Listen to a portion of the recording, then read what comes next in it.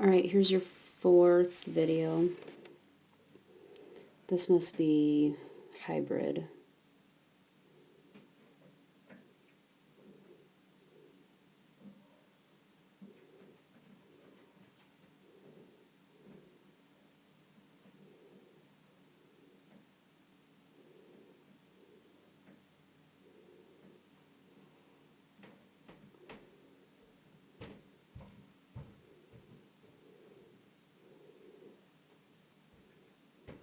Or maybe this is Premiere Standard.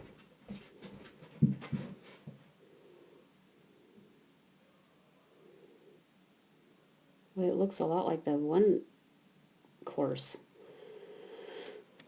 Maybe the warm-up one, or...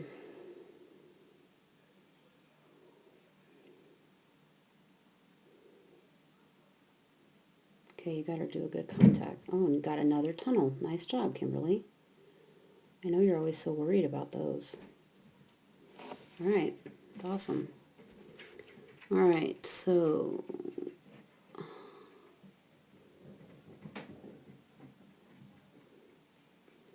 look at, you're able to do a lead out. It's awesome how you got that back.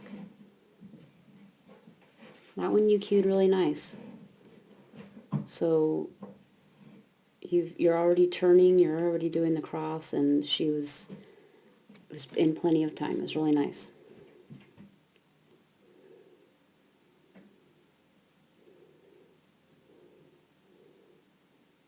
This one was a little late. I mean, you started to do it, but you could have been like that, like back when she was getting ready to take off. Because look how early she takes off. And between these two jumps, she landed 1, 2 strides. So again, in like one of the earlier videos, you have a really narrow window to cue that stuff, right? Because she takes off pretty far away from the jumps, and so you need to start thinking about giving her the cue when she needs it, and not so much giving the cue when you're in the position that you think you should be to give the cue, if that makes sense. Think about that a little bit. All right, so you get this, it's another backside, and then into another backside. You did that nice. That cross was late. And you kind of lingered here when you pushed her there. I mean, you could just push her and take off, but you kind of I'll show it. See how you kind of lingered? You could have gotten up there a little bit sooner, done that cross, and you could have been cueing it way before you did. You didn't cue it until she was in the air and landing.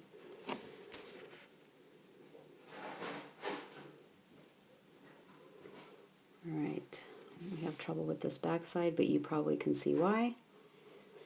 So, I'm sure you know why, but you have to, in this case, your position is key. So I would have been up past her a little bit. Not past her, but see how you're like hanging back? You're not even like to the edge of the dog walk, which is automatically going to make her want to just come this way. But you needed her to go this way. So I would have been at the end of the dog walk for sure. And then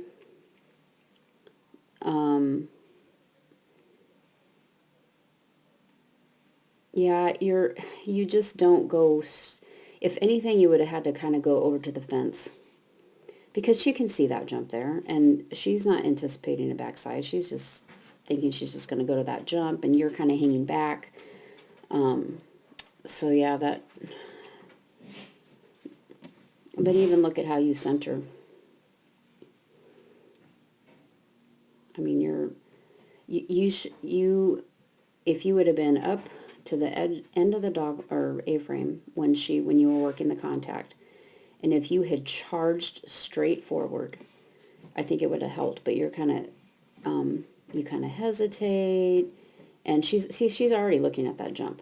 Like right now, she's already looking at it. But yeah, that one was tricky.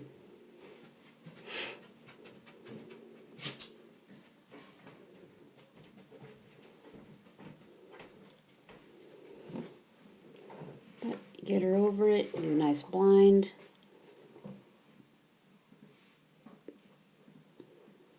I don't remember her being that way on the teeter. So that was just late, which it would be hard to do it on time given how much you kind of had to stay with her. But you could have been changing her arms right now. Or you should have just done a front cross. Like maybe if when you were walking it, maybe you felt like it was going to be late. I don't know. But you should have been changing arms already.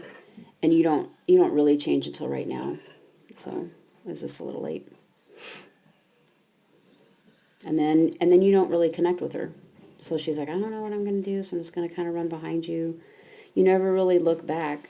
I mean, you do, but then you just kind of keep going, and there's no way you could have seen her when you looked back because she was behind you. So blind crosses, you got to really make sure you reconnect after you do the turn. I think the rest of is fine. You get her to do the dog walk contact even though there's a tunnel looming out there. And you're able to get the right end of the tunnel and not get the double. That's really nice.